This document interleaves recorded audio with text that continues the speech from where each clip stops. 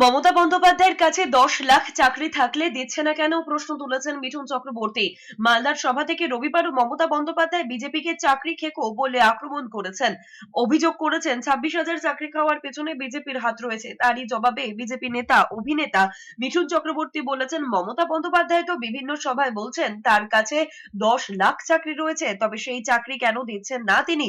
বছরের পর বছর চাকরি প্রার্থীরা রাস্তায় বসে রয়েছেন, কাঁদছেন, তারপরেও চাকরি দিচ্ছেন না। মিঠুন চক্রবর্তী বলেছেন, আগে মমতা বন্দ্যোপাধ্যায় চাকরি দিক, তারপর বিজেপিকে গালাগাল করবেন। আপনার কাছে 10 লক্ষ চাকরি রয়েছে, আপনি দিচ্ছেন না কেন?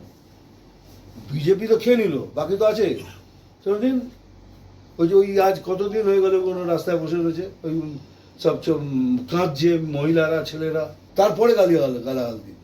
কেন্দ্রীয় বঞ্চনা নিয়ে মমতা বন্দ্যোপাধ্যায়ের অভিযোগের জবাব দিয়েছেন মিঠুন চক্রবর্তী। তিনি বলেছেন, হিসেব দিলেই কেন্দ্র টাকা দেবে, কিন্তু হিসেব না দিয়ে বঞ্চনার অভিযোগ তুলছেন মমতা বন্দ্যোপাধ্যায়। হিসেব দিলে কেন্দ্র টাকা না ছাড়লে তিনি নিজে রাস্তায় হাঁটবেন।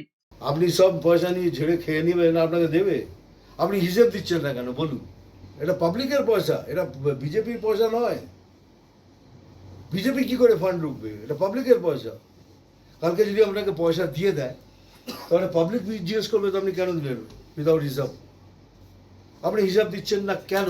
তারপরে দেখুন না, যদি না দেয় আমি আপনার সাথে রাস্তায় হাঁটবো।